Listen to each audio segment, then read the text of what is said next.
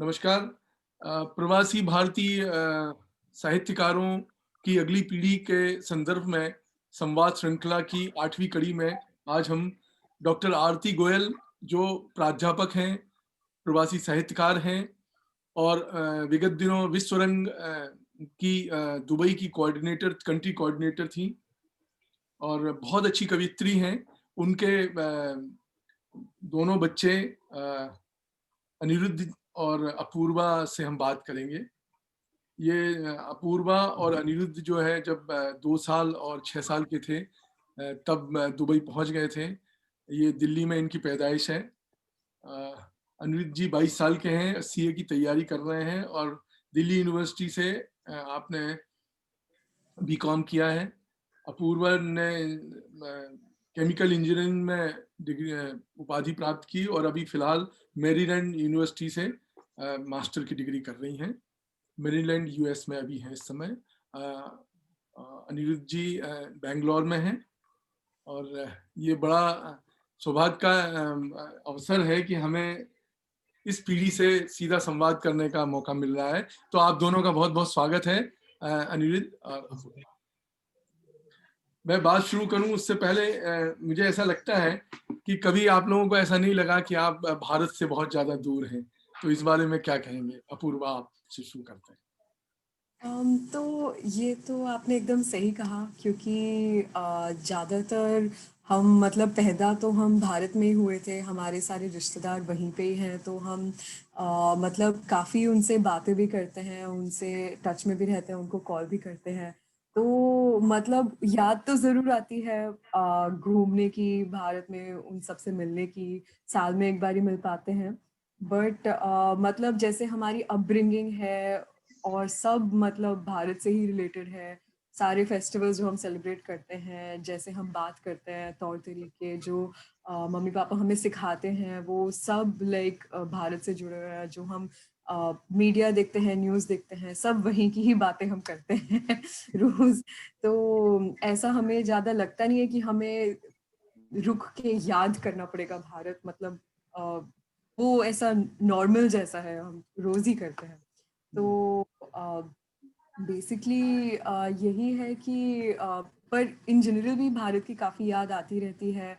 मतलब मेरा भाई भी जैसे बैंगलोर में आर्टिकलशिप कर रहा है और मैंने मैंगलोर में बैचलर्स की थी, तो वहाँ से जुड़े हमारे कई सारे लोग हैं, कई सारे दोस्त और सखियाँ जो अभी तक हमारे क्लोज हैं, उनसे भी हम बात करते हैं। और जो वहाँ से जुड़े हुए दोस्त हैं, वो अभी भी हमें जानते हैं। तो जैसे हमारी फैमिली के बाद वो हमारी सेकंड फैमिली है, क्योंकि इतना टाइम के बाद भी अ, उनसे दोस्ती हमारी बनी हुई है, जिस बिकॉज वो इतना कॉमन है हम सबके बीच।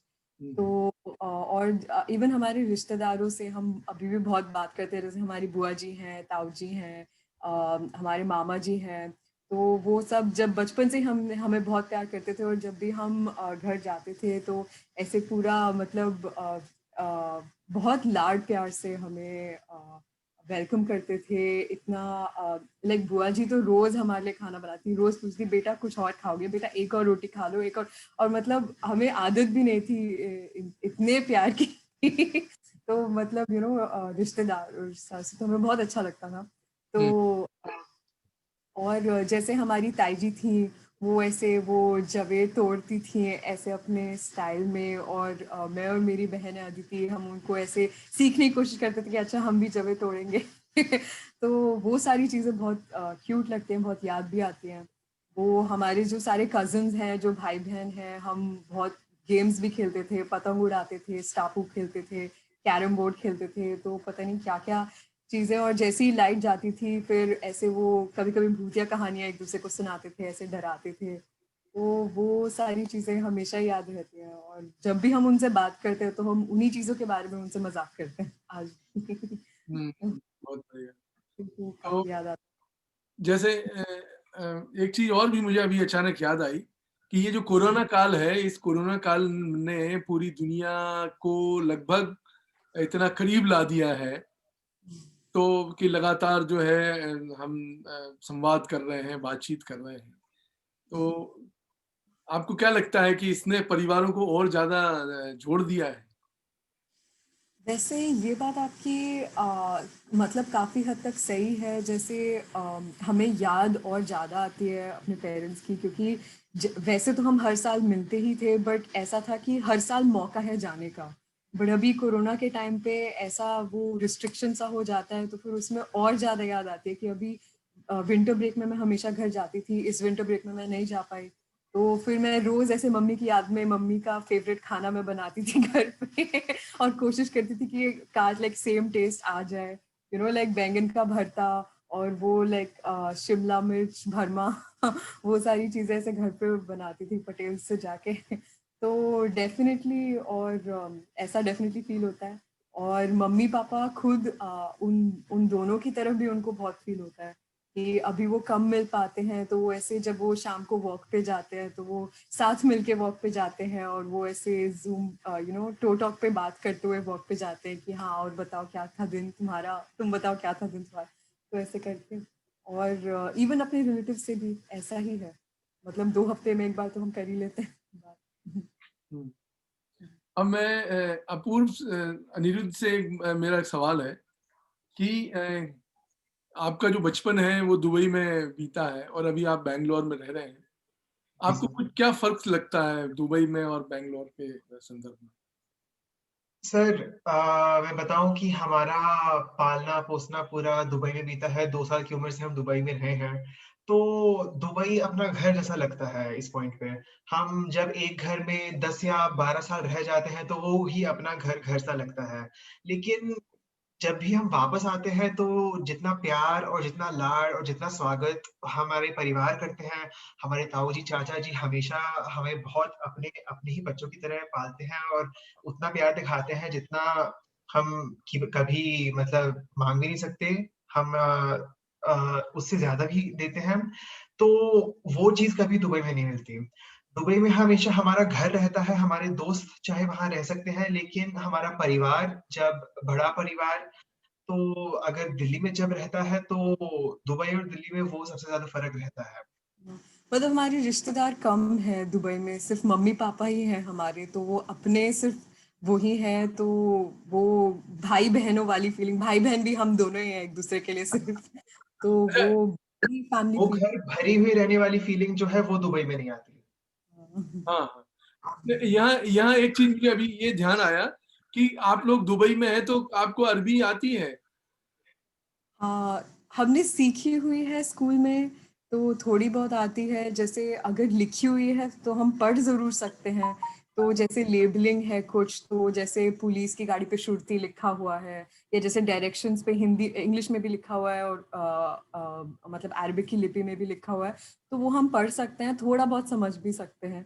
अच्छा। अ, अलिफ का भी क, ख, ग, घ हमें आता है, लेटर्स आते हैं और पढ़ना-सुनना आता है लेकिन समझना थोड़ा एक थोड़े एक्सटेंट तक आता है, पूरी तरह से नहीं समझ पाते। क्योंकि वहाँ पे ज़्यादातर लोग या तो इंग्लिश में बोलते हैं और इंडियंस हैं तो अपने हिंदी या साउथ इंडियन लैंग्वेज में, तो मतलब हमारा बोलना हमेशा हिंदी या इंग्लिश में ही रहा है, क्योंकि जितने भी लोगों से हमने इंटरेक्ट किया ज़्यादातर इंडियंस ही थे, तो अच्छा। वहाँ बहुत कम्युनिटी है भारतीयों की।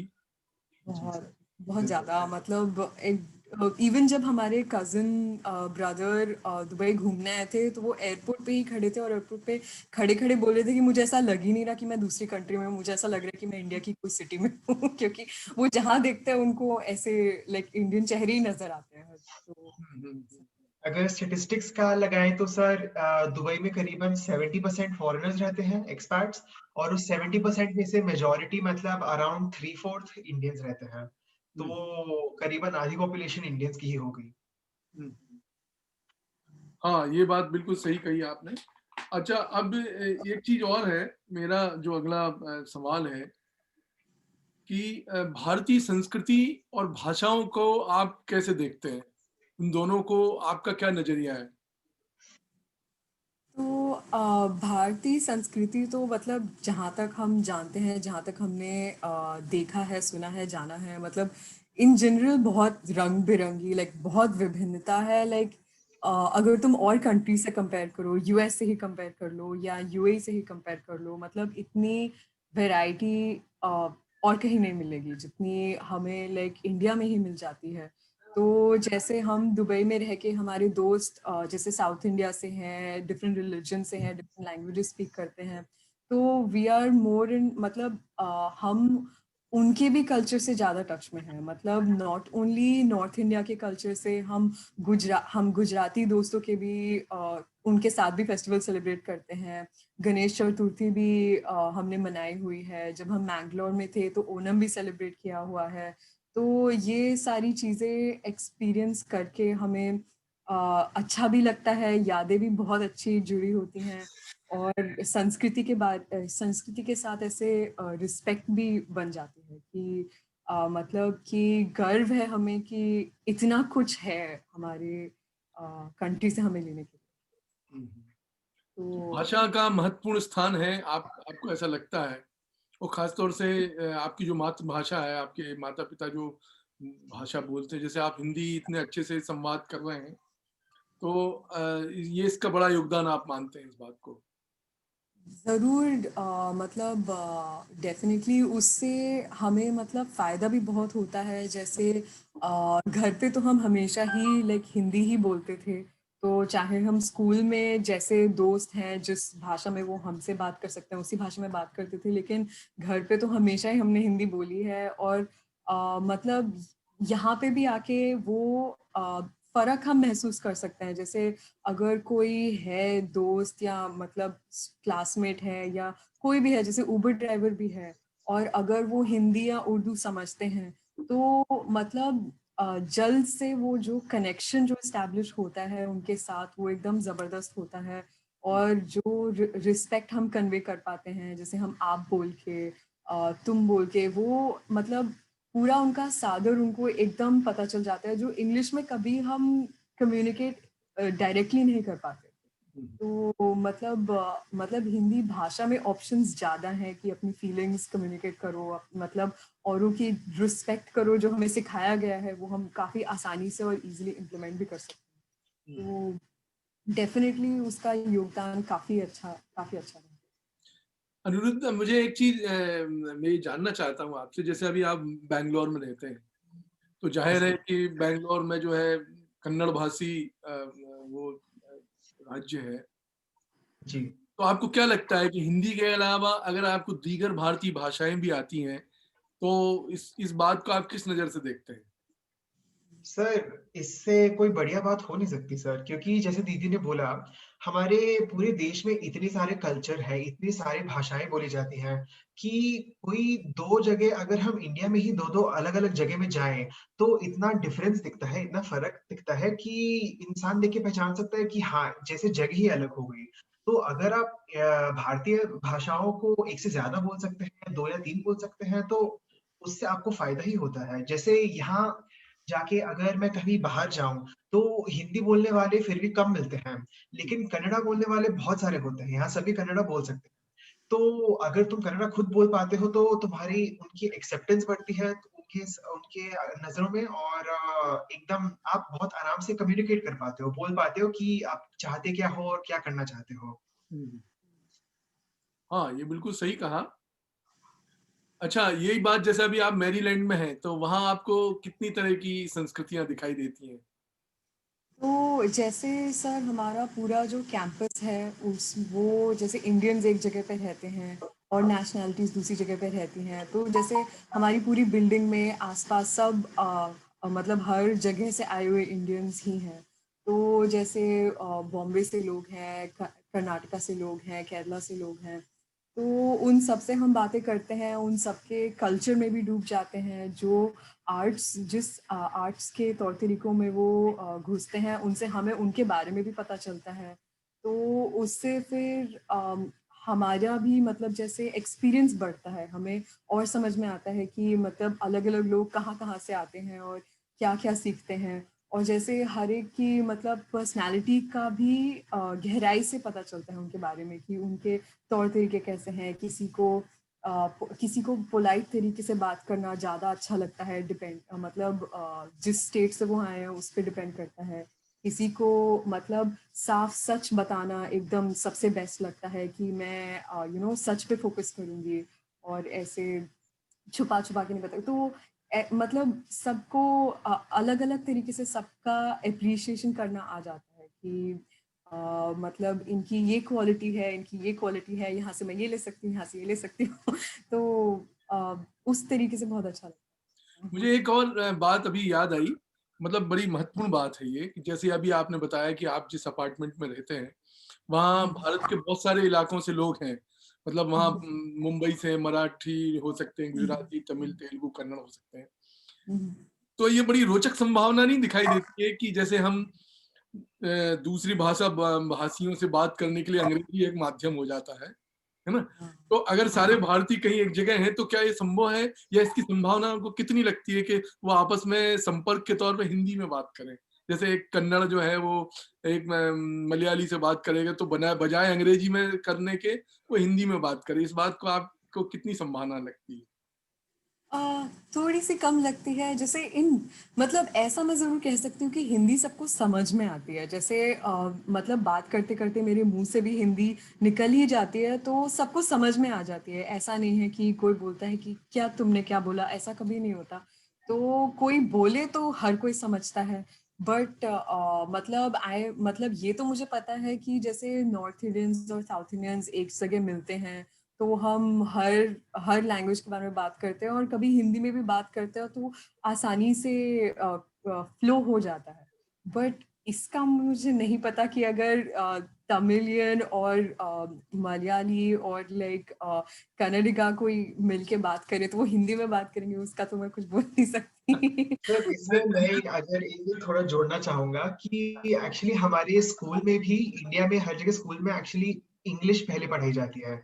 अगर हम कर्नाटका में जाएँ तो पहली लैंग्वेज इंग्लिश हो गई, दूसरी लैंग्वेज कन्नड़ा हो गई, तीसरी लैंग्वेज फिर हिंदी आती है। तो जब इंग्लिश माध्यम के स्कूल में हम सब पढ़ते हैं तो थोड़ा इंग्लिश में बोलने का चांस सबको ज़्यादा मिलता है। इसलिए आई वुड से पॉसिबिलिटी ज़्यादा बनती है कि लोग इंग्लिश में बात करेंगे जब उनका कोई common language first mother tongue उनका कॉमन लैंग्वेज नहीं बनता। हम्म। हाँ, ये बहुत महत्वपूर्ण बात कही अनिरुद्ध ने।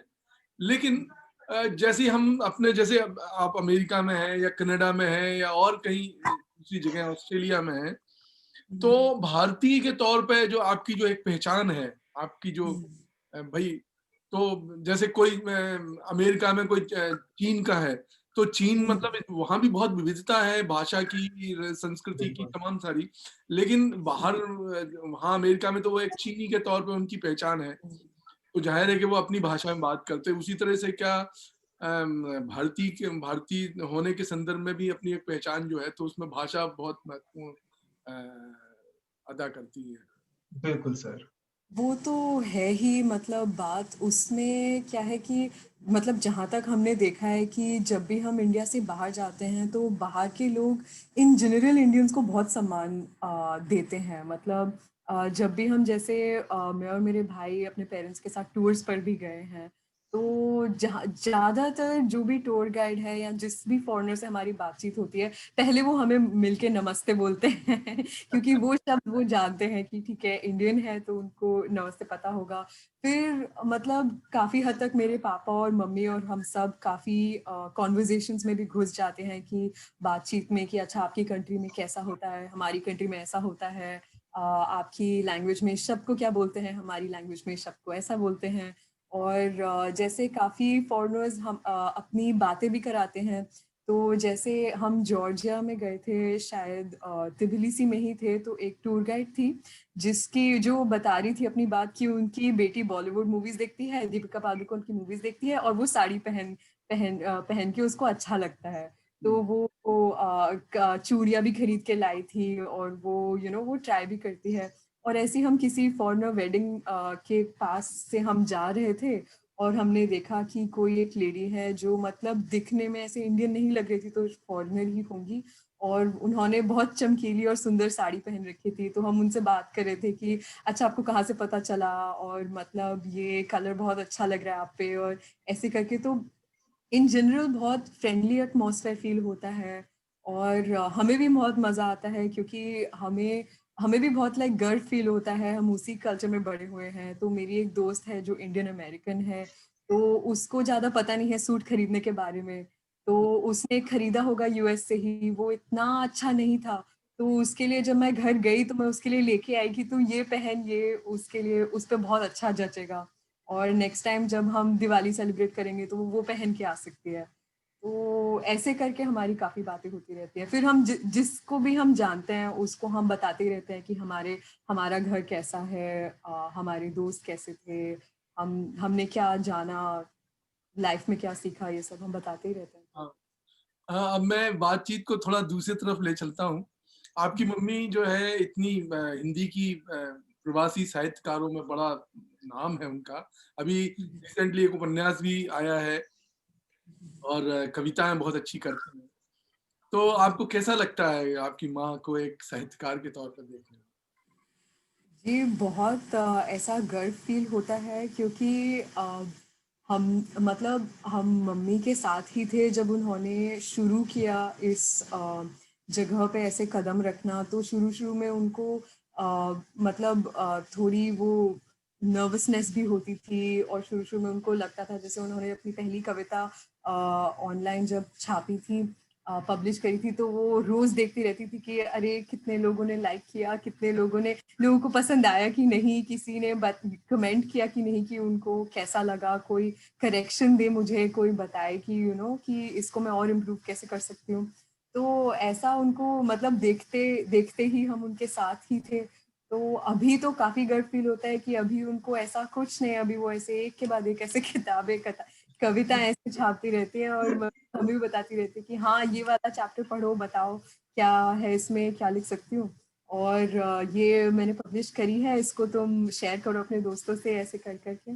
तो मतलब उसमें हमें भी बहुत मज़ा आता है, हमारे लिए भी मतलब गर्व की बात है। 1-2 मेरे दोस्त भी हैं जो मम्मी की किताबों के फ़ैन हो गए हैं।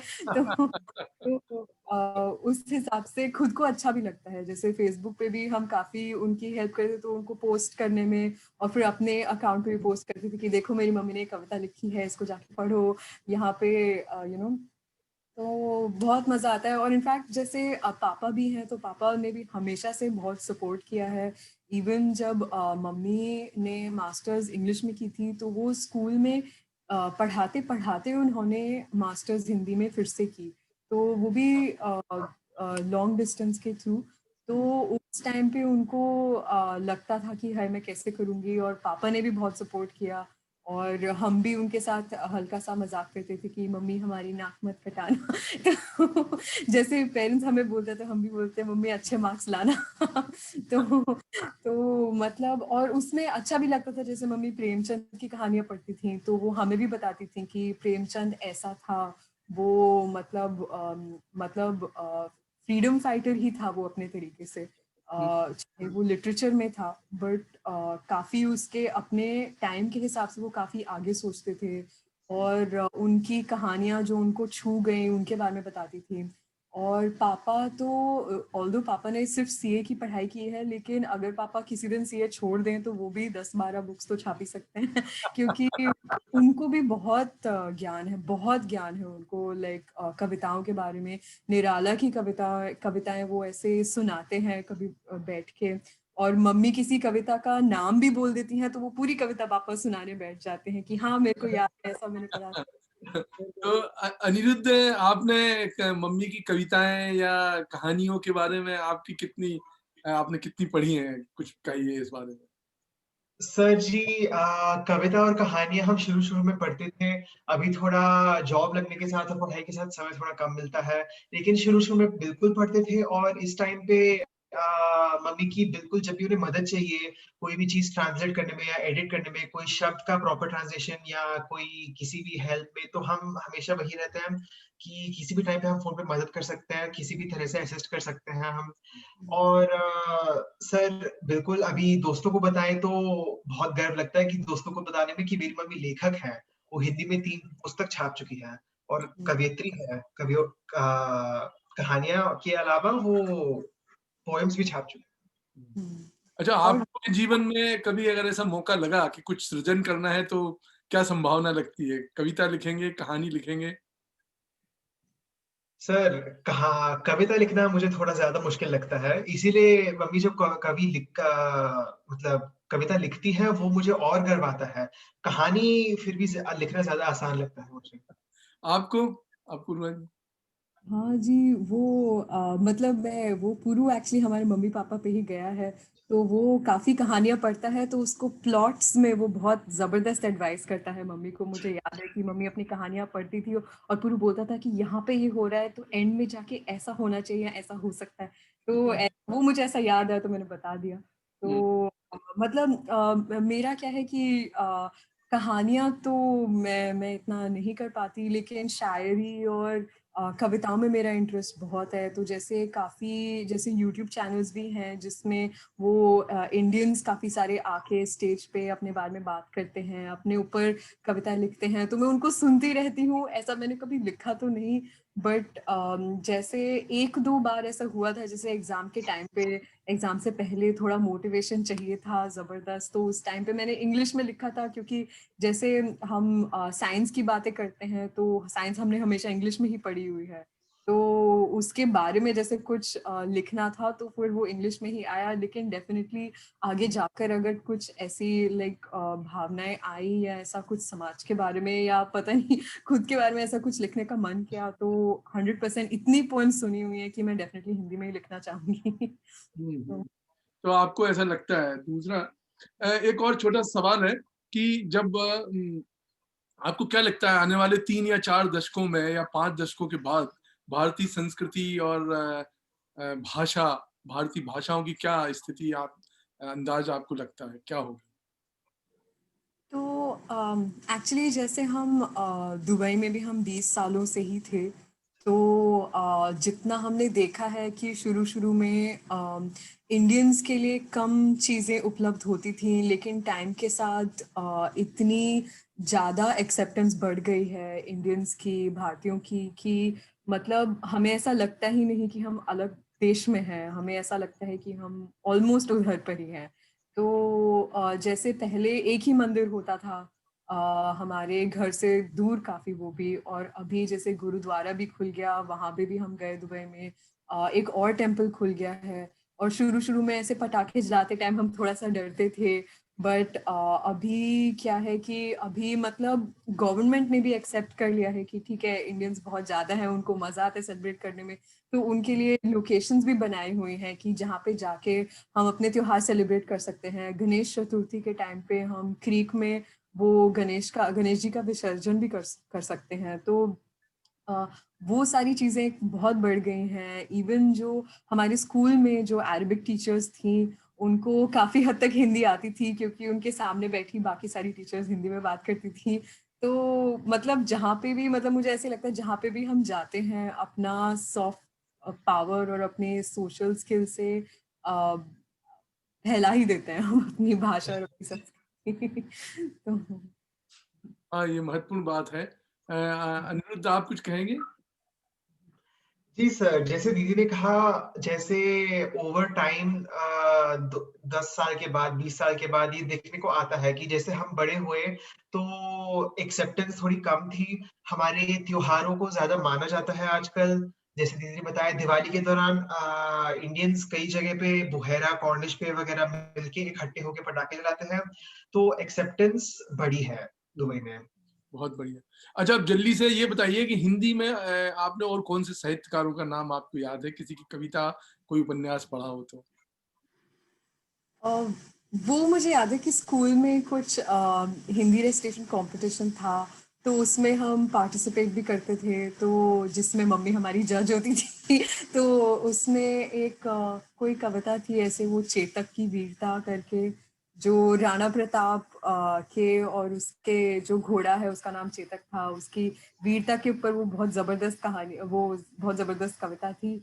तो मुझे याद है हम मतलब बहुत मेहनत करके वो कविता ऐसे अंदर रखी थी, क्योंकि उस टाइम पे स्टेज पर जाने में मुझे थोड़ी नर्वसनेस होती थी, और ऐसा लगता था कि अगर मैं रट लूँ इसको पूरा, लाइक समाज जाऊँ इसको, ऐसे कोई मतलब मेरे गाल खींचे और मैं उठ के एकदम पूरी कविता बता दूँ, ऐसे याद हो जाए तो फिर हिंदी में महावीर प्रसाद द्विवेदी और हाँ, रामचंद्र शुक्ल, प्रेमचंद, हाँ, है ना? हाँ, भवानी प्रसाद मिश्र हैं, महादेवी वर्मा हैं, निराला हैं, तो मैं समझता करेक्ट। हूँ कि इनके नाम आप या इनकी कविताएँ आपने पढ़ी होंगी या सुनी होंगी।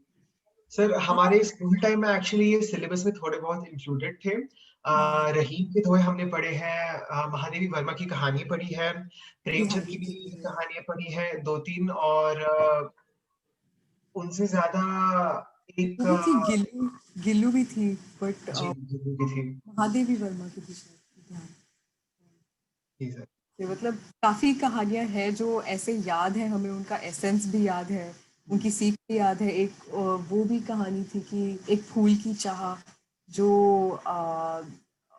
मतलब उसका एसेंस पूरा याद है, वो जैसे कास्ट सिस्टम पे थी और वो बहुत लाइक सैड और डीप कहानी थी, तो ऐसे करके काफ़ी याद है। और जैसे कभी-कभी मम्मी-पापा बताते हैं तो उनका लेसन हम सीख लेते हैं तब तक, तो ऐसे हमें याद है। हाँ। हाँ, फूल की चाह वही चाह नहीं मैं सुरबाला के गहनों में गूँथा जाऊँगा, ये वाला। जी सर, जी सर। हाँ, नहीं बहुत बढ़िया। तो बहुत अच्छा लगा आप दोनों से बात करके, काफ़ी सारी चीज़ें हैं और चूँकि समय खत्म हो रहा है और आगे भी कभी समय मिलेगा तो हम ज़रूर बात करेंगे। आप दोनों का जी बहुत-बहुत सर। धन्यवाद। जी, थैंक यू, बिल्कुल सर, धन्यवाद। धन्यवाद।